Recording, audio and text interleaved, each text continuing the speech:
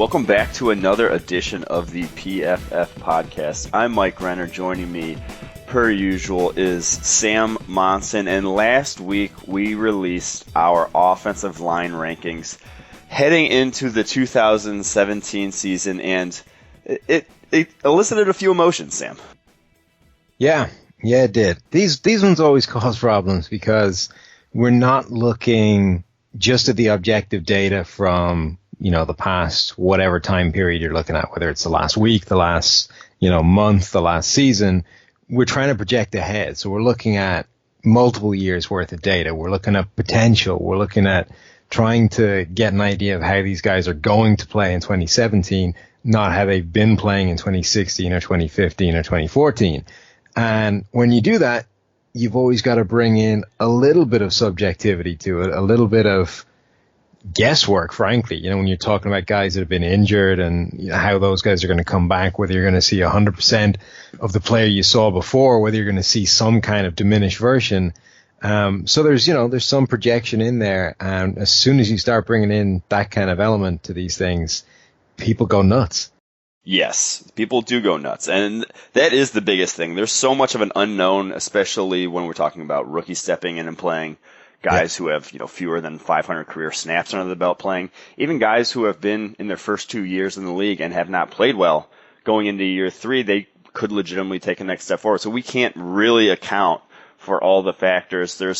And the biggest thing to remember is we didn't really use our opinion on this. This was purely based off of the grades and what they said. And so that's why maybe your favorite team isn't where you thought it should have been.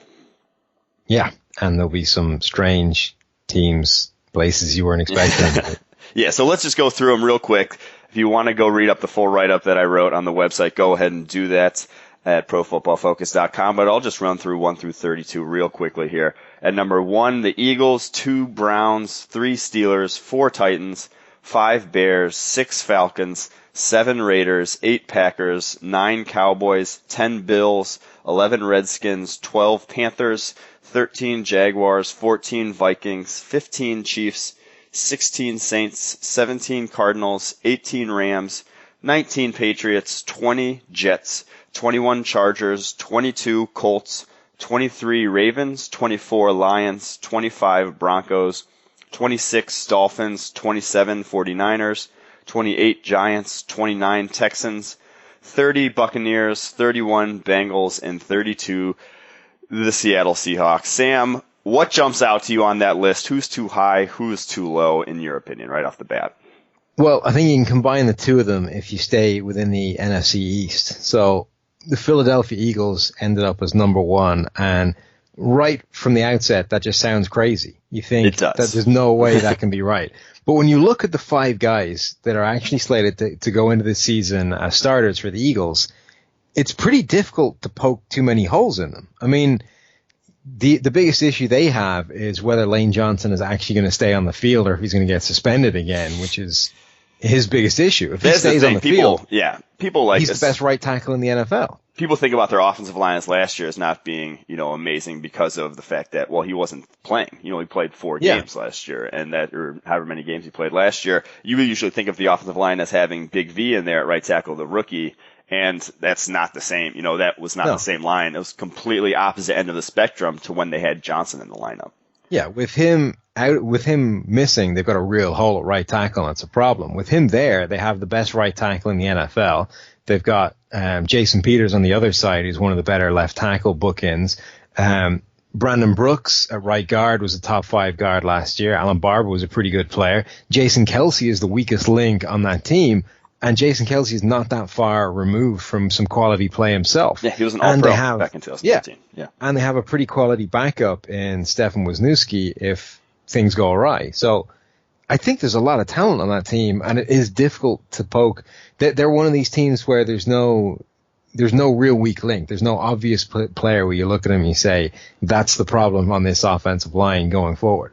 That is one of the biggest things I saw looking through these rankings, and what hurt teams the most is having a drastic hole in the lineup. Having someone who is, a complete liability really dropped some teams down in these rankings that I didn't think, had that bad of a line.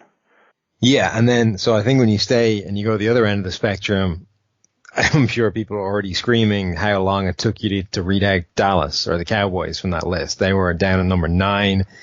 We were used to thinking of Dallas Cowboys having the best offensive line in the NFL, and I think they probably will be better than 9. But they've been, like I say, they've been held up by the unknown quantities at 2 positions. 2 positions now as opposed to 1.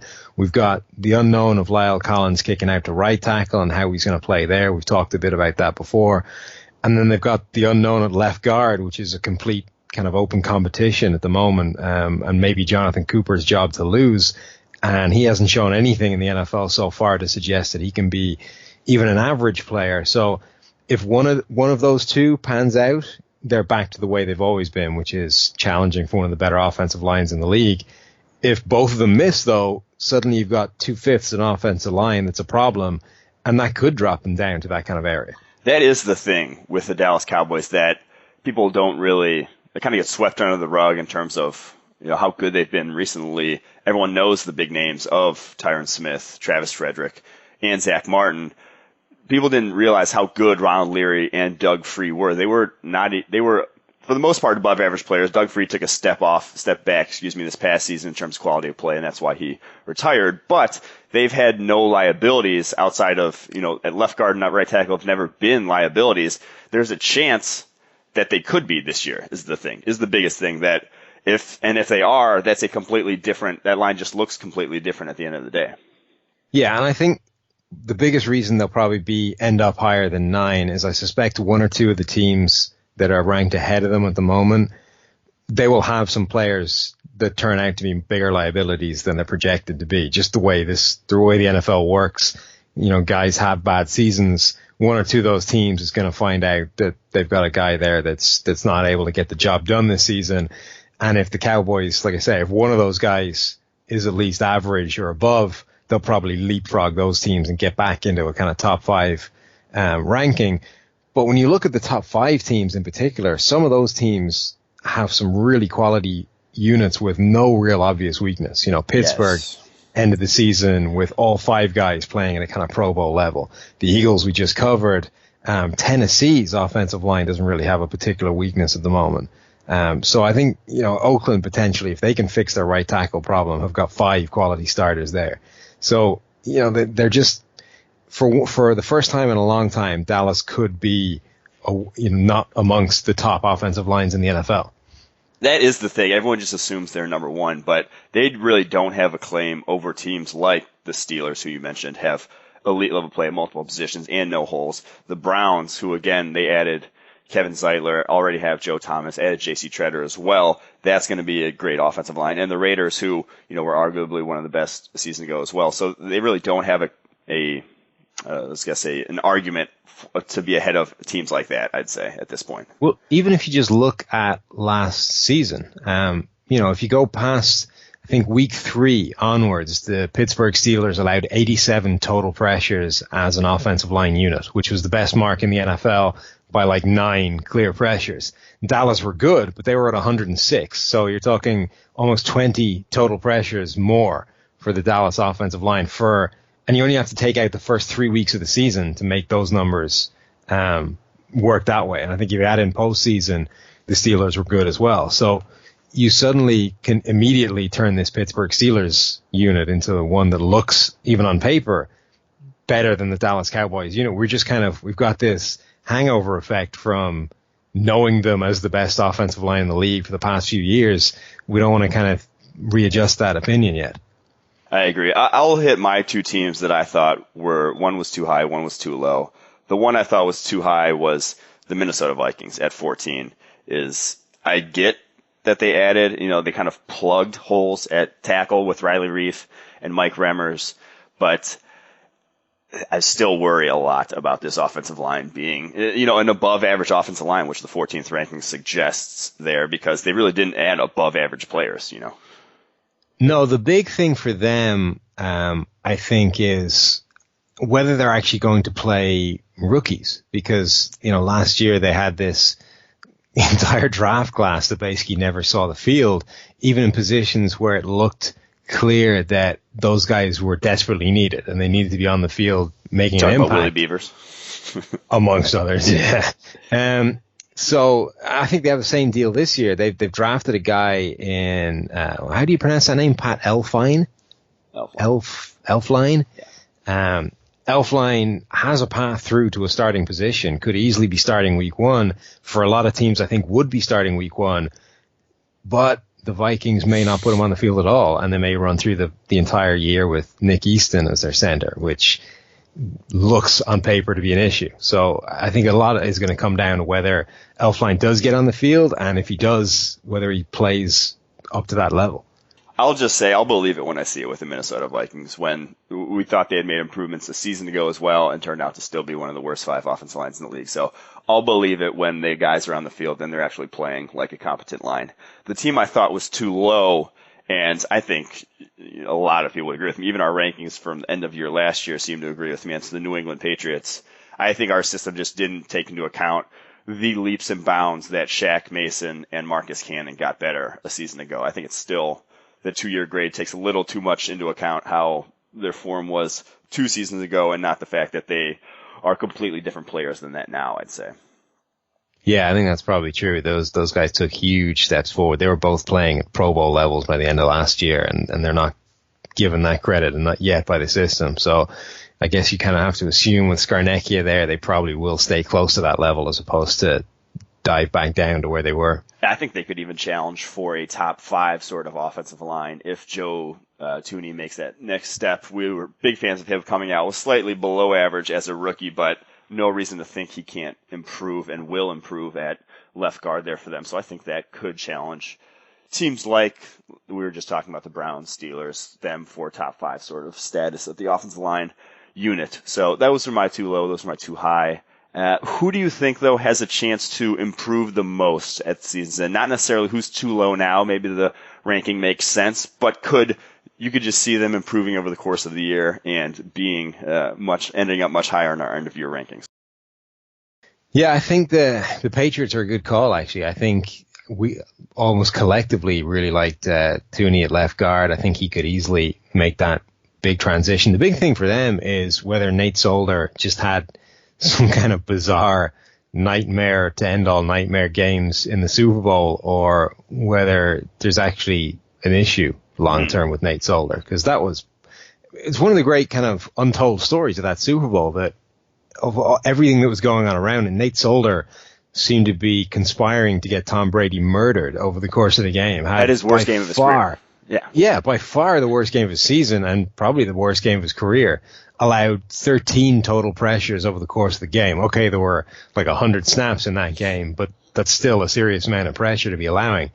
Bizarre, really, for no kind of obvious explanation. It's not like he was going up against the best pass rusher he's ever going to face in his life. Dwight Freeney might be. I mean, not at this point in his career, but still, yeah. I mean, he's faced Dwight Freeney when Dwight Freeney was better than Dwight Freeney was last year, so that doesn't really stack up. But yeah, that was just a bit of a strange one. I think a team like Buffalo, if they can just finally fix that right tackle issue, could take a big step forward. They've got a lot of pieces in place as well. And if just the right side of that offensive line has been a nightmare. I think they kind of fixed right guard last year. They've just got to find a right tackle. Deion Dawkins, they did draft in the second round there. I liked him coming out. I think I'm not sure he can step in right away and be the answer, but I think he'll at least be an upgrade over someone like Jordan Mills, who, to be honest, I have no clue how he's still in the league. Jordan Mills. He wasn't good from the start with the Bears and really has not improved as an undrafted free agent. I think Dawkins going to get a shot, so we'll see if he can do something year one. I like that call. I'll add to a team that I think that could be better by season's end, and I'm going to probably catch crap for this because I've been pumping them up all off season. It's the Chargers. I think with all they've added, that they could legitimately, like I said, reverse the curse and get this offensive line to an actual stable, above average unit. We had them in the 20s here. I think they could be in the low teens to maybe high 10s with how good their draft was with Dan Feeney and Forrest Lamp. The fact that I liked Max Turk a season ago, if he can crack the starting lineup. Still have Matt Slauson. Russell Okun's obviously an upgrade at left tackle, but it just it has to all come together and work. But for me, just looking at it on paper, there's really no reason it shouldn't, besides the fact that it's the Chargers. Yeah, and it seems to be perpetually an issue for them. A team that I think could fall off a cliff. I don't really think it will, but I could see the Kansas City offensive line kind of unraveling in a hurry. Mitchell Schwartz, I don't think has played as well as they would have been hoping him. Eric Fisher, it doesn't appear that he's ever going to take the step to being the player they want him to be. Mitch Morse, I think, is okay in the middle. It could very quickly become an entire offensive line of guys playing below average, which as a unit would be a very bad thing for a quarterback like Alex Smith to have to deal with. That is interesting take because there's no one on that offensive line that I love, but no one I hate either. It's kind of just like they, to me, are the definition of average offensive line in the NFL. Yeah, and I think that's where they are in the rankings. Just if I was looking for a team that could potentially, the whole thing could unspool in a hurry and they could find themselves way down, the rankings by mid-season, they would be one that had a shot at it.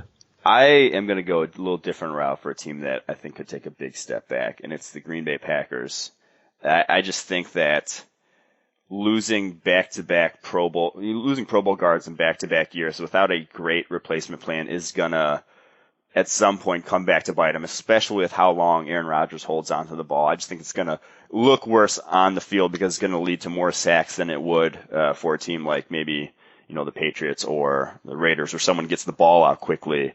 Losing as good a pass protection as they've lost in recent years could hurt them. And the fact that we saw David Bakhtiari and Brian Bulaga have career years a season ago together, that just the chance of them being able to repeat that level of play, I'm not going to bet on. So I think that line could go south and go south quickly.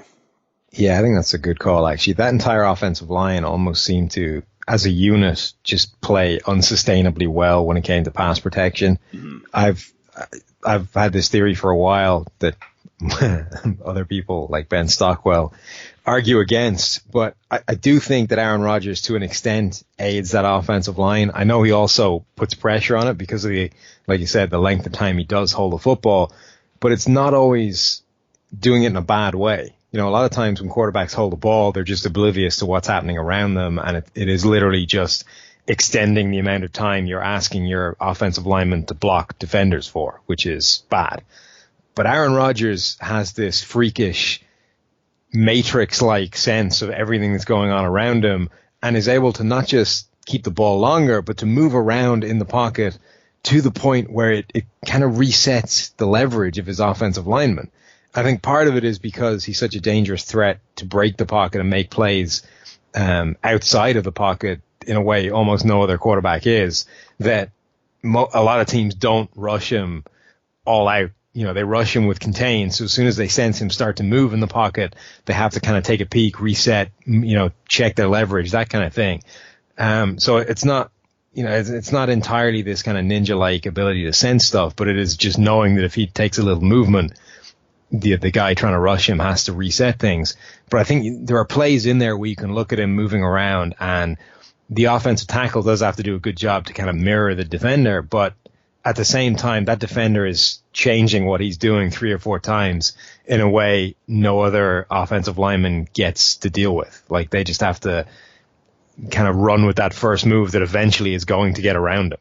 No, I wrote about that actually earlier this offseason, how that scrambling sort of built into the pass protection.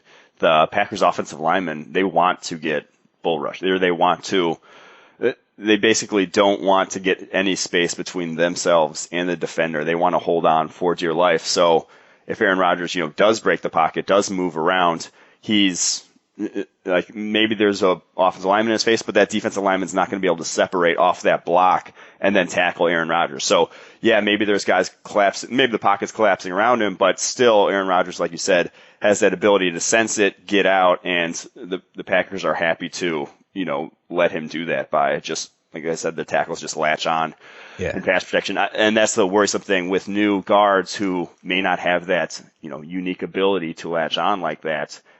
More space in the pocket, more to free runners at Aaron Rodgers could lead to more sacks. So I do think that the Packers are in danger of taking a step back this season. But so these were our, company party line rankings. What would your top 10 be, Sam, if you had to say it right now? I think you have to put the Pittsburgh Steelers at number one just for the way they ended that season. Like I 100% agree. You take out the first 3 weeks of the year, and even if you throw in the playoffs as well, this was the best offensive line in the game. They were absolutely dominant down the stretch. By the time they rolled into the playoffs, there wasn't a single guy on that line playing below a Pro Bowl standard, including Villanueva at left tackle, who had previously been basically the biggest problem on that line and had been a liability in the past. He's been playing well. So, yeah, I think they're number one. I just don't trust the Tennessee offensive line yet. It played so well last year, but there were some, Conklin hit the ground running in a way I don't think many people expected. Taylor Lewan had a career year. I just don't trust him to repeat that level again. Having said that, I really like what the Browns have put together. I think they have the potential to be number two. I would go Tennessee number three. I'm going to double down on this Philadelphia thing. I just can't see the holes in that line, so I'm going to go with them next. I'm only going to give you a top five because, frankly, I'm too lazy to go for the full 10. But Oakland is my last group of that unit. I think, they've been up there with Dallas. They've done it a completely different way. They've gone all in free agency, essentially. But they also put themselves together a hell of an offensive line. I just think there's less question marks about it than there is about the Cowboys at the moment. No, I can get on board with it. Here was my top 10. I went Steelers at number one, like you mentioned. Alejandro Villanueva, probably the biggest reason for that. He didn't grade well 2 years ago, didn't grade well at the beginning of last season, but then over the last, like you said, down the stretch last year was fantastic. His last 5 games, he allowed a total of 5 pressures. That's a pressure game. That's getting the job done. He was very good down the stretch, so I'm a fan of that. O-line is number one. Number two, I'm on board with you as well, the Browns. On paper, they look like they should be a top 3 offensive line. They look like they should be dominant. Right tackle is the only issue, and I'll talk about this with the Raiders as well, who I have at number 3, right tackle being the only issue. In pass protection, you can get around that to some degree with chips and helping and sliding to one side. That's easy to have a guy on the edge. It's easy to give help to him as opposed to maybe a center on the interior or 2 tackles or a guard on the interior. It's harder to give them help. But a tackle on the edge, you can chip, you can do a lot of things, so I don't think that's that big of a reason for me to be worried about having those 2 in the top 3. Then at number 4, I have the Atlanta Falcons. I think right guard was by far their biggest. Chris Chester a season ago, their biggest liability. I think they'll at least be improved over that. I don't know if Ben Garland, I think, is the one who's penciled in at starter at right guard at this point, but I just like that they have a young offensive line around them as well. Alex Mack was fantastic for them. An offensive line with not really holes on the squad. And then at number 5, I'm on board with you as well with the Eagles. I still think they are around that good. I put the Cowboys at 6, Titans at 7, Patriots at 8, Redskins 9, then Packers at 10 just for now, I'll say. The one thing I will say about offensive lines is that I don't think it's about how good your best players are. I think it's about how bad your weakest link is. That is the thing. I think we were semi-accurate in terms of valuing weak links very heavily in this. Yeah, I think that's the quickest way to derail an offensive line. If you've got one guy who's just terrible, it can completely undo the good work of like 4 other very good guys in a way that even if you just have 5 average players, as a unit, that's going to work better because no one guy is getting his ass kicked every single play and just torpedoing the game plan. Agreed. All right, those were the offensive line rankings. Love them, hate them, go check them out at Pro Football Focus. We'll be doing a handful more throughout the year. Like we said, these are just based on past data trying to project forward. It's tough to do. It's tough to come up with a pure statistical ranking that everyone can get on board with. Like we said, we had our own. Hopefully you have your own too. Let us know what those are. On to the next rankings that we're going to come out with. These are coming out Wednesday, so if you're listening to this before then, you guys are getting a little bit of a free preview, and it's the passing game rankings. Sam, this was kind of your idea, I believe, to rank them this way. Explain the rationale behind the passing game and how we came to this. I'm actually pretty sure it was Khaled's because. Oh, was it? And if it wasn't, I don't pay attention to those chats. If it wasn't, then I changed my mind entirely and hate myself for it, because it's only once you start putting them all together in this method that you realize what a hateful process it is, because you're trying to combine multiple different positions, quarterbacks, receivers, running the receiving work of running backs, tight ends, and that just becomes an absolute 24-karat But then also nightmare. take out pass blocking. Also not factor in pass blocking, because we kind of We're did going that to get with to the offensive lines. Yeah, done the offensive line stuff. This is literally just the receiving work of, it's like a skeleton. Think of it as skeleton rankings. Yes. We've got rid of the offensive line. We're running just the passing guys. So obviously the first thing you got to do is you got to give a big boost for the quarterbacks. You know, the weighting there. If you've got Aaron Rodgers, there's a huge amount of drop off you can have outside. Same with Tom Brady. There's a huge amount you can tail off in the receivers, and it just doesn't matter because those guys are so good they can drag up the overall quality of your passing game. So yeah, that was basically the premise. Again, same deal. We looked at grading. We looked at multiple years. We tried to project forward. We looked at some advanced numbers and formation stuff. But the bottom line is it's just a ranking of quarterback plus his receivers, and that's wide receivers, tight ends, and backs out of the backfield. All right, that's how the meat was made. Let's look at the actual rankings, 1 through 32. Like I said, these will be up on the website Wednesday. Make sure to check those out. But starting at the top, we have the Patriots 1, number 2, Falcons, 3, Packers, 4, Buccaneers, 5, Steelers, 6, Cardinals, 7, Redskins, 8, Cowboys, 9, Raiders, 10, Colts, 11, Chargers, 12, Lions, 13, Saints, 14, Bengals, 15, Eagles, 16, Dolphins, 17, Seahawks, 18, Panthers, 19, Giants, 20, Vikings, 21, Titans, 22, Chiefs, 23, Bills, 24, Bears, 25, Broncos, 26, Ravens, 27, Jaguars, 28, Texans, 29, Browns, 30, 49ers, 31, Rams, and 32, the Jets. Jets. Sam, again, who is too high and who is too low for you? I can only imagine that just reading out the list of 32 teams are the best single pieces of podcast audio we've done over the last few years. You guys love when I read out the lists, don't you? Those lists, I think, have got to be radio gold. So I thought this was tougher than the offensive line one. The offensive line one spat out some rankings where you could at least clearly identify bits you disagreed with, things you thought, okay, that's probably not going to go that way. I think this was tougher. I think partly because it had to be done a slightly different methodology when you're diving into cross positions and quarterbacks, receivers, all that kind of stuff. And maybe it just came out this way. But I think it was tougher to find guys that I clearly disagreed with. Oh, yeah. This was impossible. When I was looking through the rankings, I was like, how do I even separate them in my mind? We have Arizona up in what have we got them, 6th? I think that's a little bit rich given question marks. Yeah, given the question marks we have over Carson Palmer, over just that wide receiver core generally. It's not what it used to be when you get Carson Palmer playing at an unsustainably high career level. Suddenly all those receivers look like dangerous deep threats and the entire offense is potent. It's dangerous. When you put him down to just the kind of above average quarterback, it doesn't look that threatening at all. And really the biggest threat on the field for them is David Johnson, who is an incredibly dangerous receiver, but he is a running back as well. Yeah, not many high-powered offenses have been solely focused around a passing game to a running back. So that doesn't move the needle as much for me as it probably did in these rankings. Yeah, and I think it's difficult because he is a genuinely kind of almost uniquely talented receiver as a running back. Or at least when you look at how the Cardinals are deploying him, they're using him in ways that no other running back is getting used, including Le'Veon Bell, who's considered a kind of, just as good a receiving running back.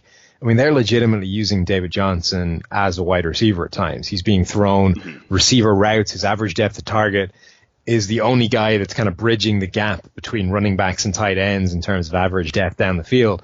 So he is a uniquely potent threat as a running back, but he is a running back. So I think they would be the one team that I would flag out as being a little bit too high.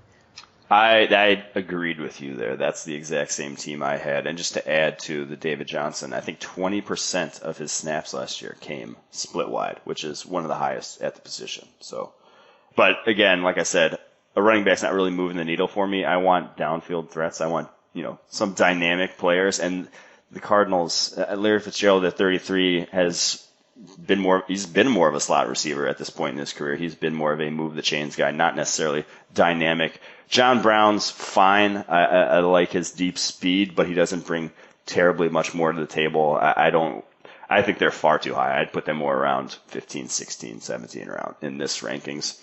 The team I had too low is the team who's 15, 16, 17, and I think deserves to be where Arizona does, and it's the Cincinnati Bengals. I think just what they added over the course of the offseason. Obviously, the Andy Dalton thing is hard to figure out what kind of quality is he, even if you assume just average, that he's an average quarterback. I still think you have a top 5 tight end in Tyler Eifert. You have a top 5 wide receiver in A.J. Green, and now you have a deep threat across from him in John Ross and a receiving threat out of the backfield in Joe Mixon that I think they're going to be dynamic on offensively. Obviously, take away the offensive line. That whole aspect gets swept under the rug in these rankings. We don't care about that, so that plays a part. But yeah, I think just focusing on the weapons themselves, I think they're a top 10 they have a top 10 grouping at this point. They're definitely stung by the rookies, by it being unknown quantities. Yes. If Joe Mixon and John Ross play to their potential, to how they fit into this offense on paper, they could be incredibly dynamic. The Tyler Eifert thing is definitely a factor. Having said that, they only have a top 5 tight end for the few weeks he's on the field, which is a big problem. If you could get Tyler Eifert on the field for a full season, 100% healthy every year, I mean, he is legitimately a game-changing weapon at that position. He is one of the top tight end threats from that kind of point of view, but you're almost getting into Gronk territory of, but you're only going to get him for a portion of the year. You can't rely on him being there every single game. Yeah, I think the Bengals could be, and like you say, they are thankful that they can avoid the offensive line part of this, because that on its own could deravel this entire passing game in a hurry. Yes, I had no qualms with them being 31, and they were neither too low nor too high for me on the offensive line rankings. Yeah, the team that I think we talked about this a little bit when we were putting them together. I don't know if they're too low, but they could be.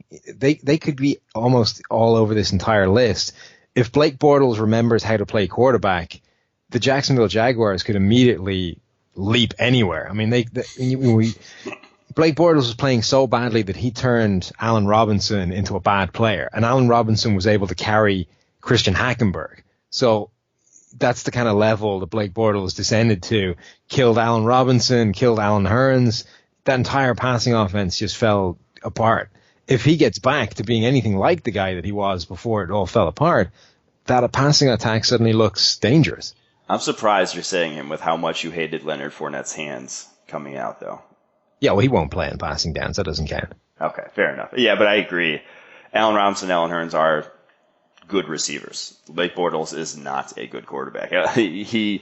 Allen Robinson had one of the highest percentage of off-target throws a season ago. He just has to adjust for every single throw, it seems like. There's nothing. He never gets the ball in his breadbasket from Blake Bortles, so it's very difficult to assess, how good he actually is at times. And like you said, they're pretty low on our list, but because we don't really know. It's just hard to say. And the thing is, Bortles has shown better than bad. He didn't get to good, but he was dangerous. That 2015 season, he got to being a kind of average passer.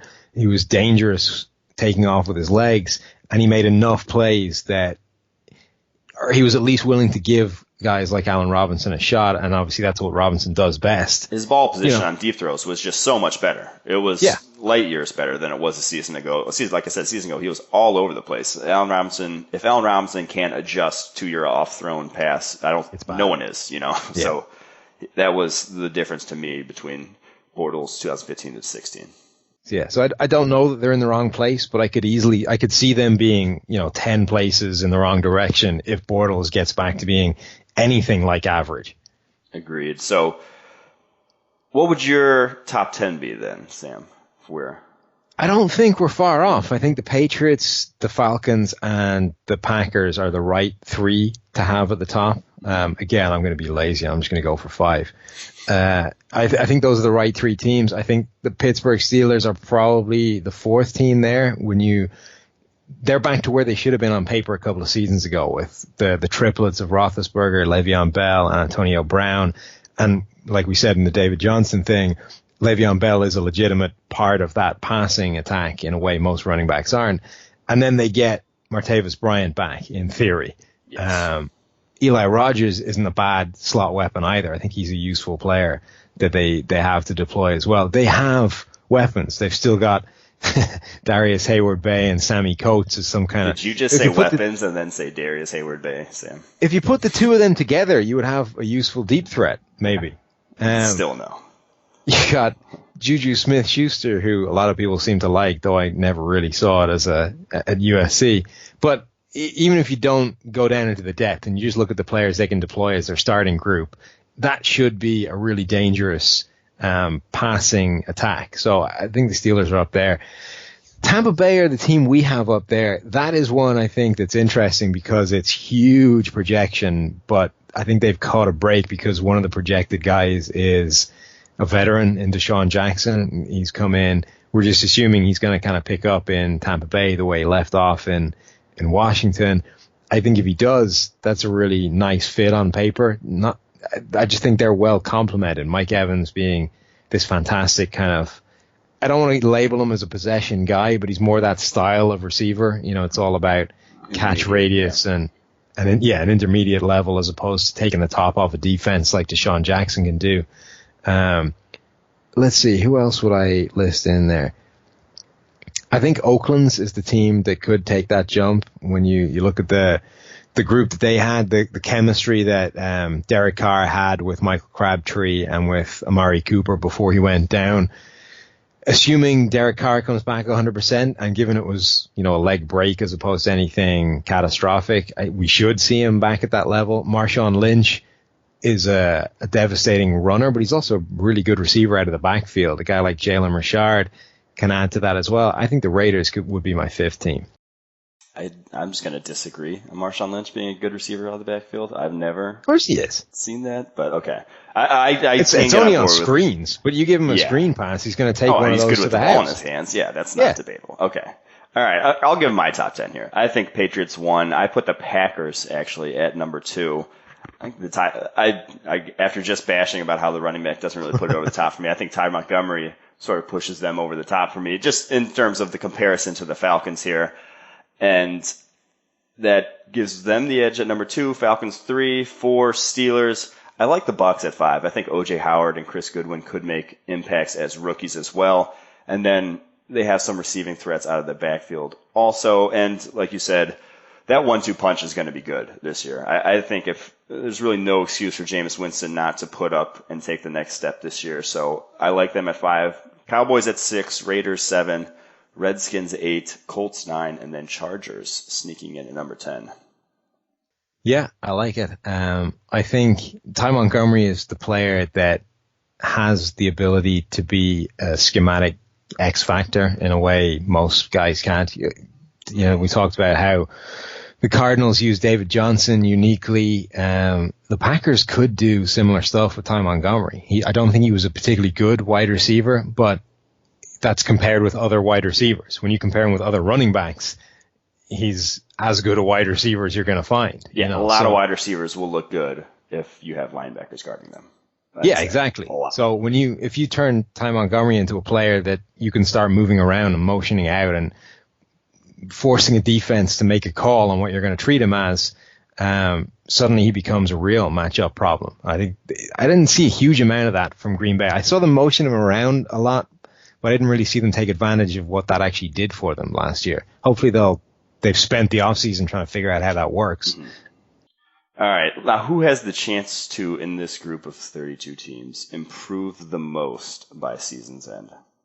I think this is the Carolina Panthers because of what they've got in matchup problems. Exactly what we talked about with Ty Montgomery. Yeah. You can't stop talking about him now. Now you've got Curtis Samuel and you've got Christian McCaffrey.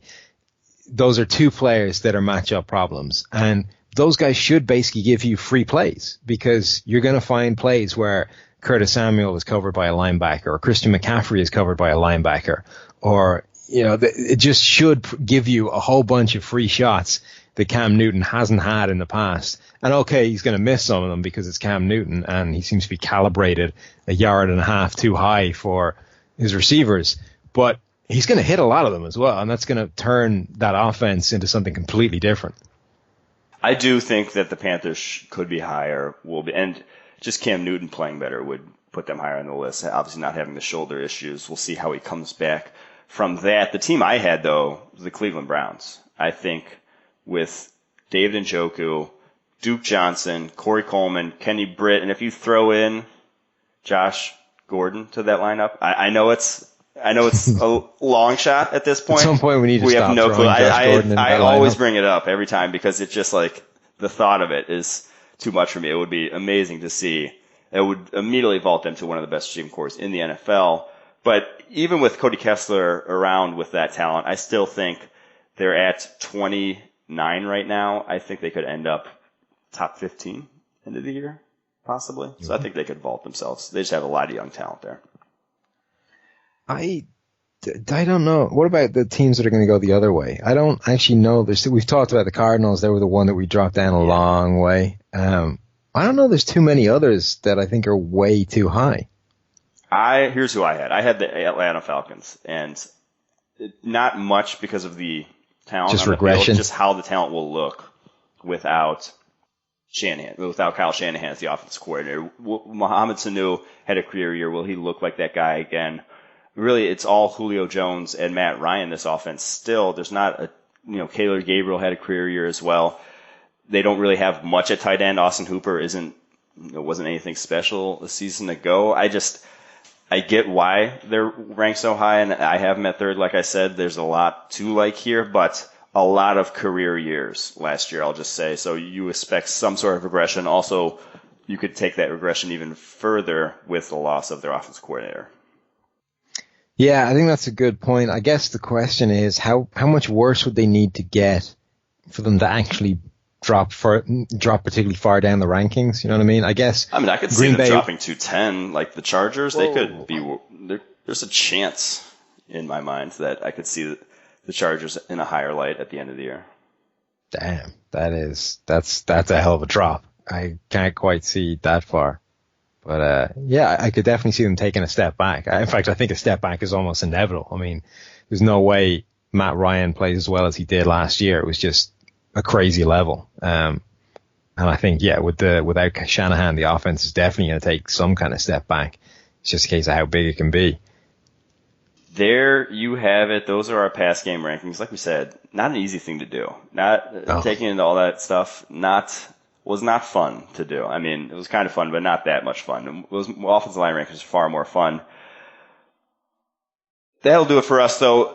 O-line rankings, pass game rankings, make sure to go check them out on the website. Also, make sure to go to iTunes, leave us a 5-star review, put your Twitter handle, and you yourself could win a PFF Elite membership. We're doing the raffle all the way up until, I think, the start of training camp. We'll see. Maybe even taking it further than that. We'll see. The winner from last week on our show was at Corey H021. Congratulations. You're now a member of PFF Elite. You can join the Facebook group. We have that for all Elite members. You guys get to talk to us on Facebook because I know you really are dying to do that. But make sure, like I said, go leave a review. You could win. Like I said before, not a lot of reviews. You have a good chance of winning. If you just kept doing it, making new iTunes handles showing up, you'll probably win PFF Elite membership. So go ahead and do that. And tune back later this week. Sam, what do we have going on the Late Week podcast now? Are we all through the interviews? We are through the History of PFF series. Last week, myself and Steve started breaking down some kind of evergreen PFF stuff, where we differ from the general perception on guys, why the grading spits out certain things and doesn't highlight other things a bit kind of behind the system, how it works. So last week we were talking about players that graded differently to the general perception, overrated or underrated, I guess you could call it. This week I think we're going to dive further into the system a little bit, look at more specific how PFF works. There you have it. Next week we'll be back talking about front seven rankings. So make sure to tune in next week. We'll talk to you guys then.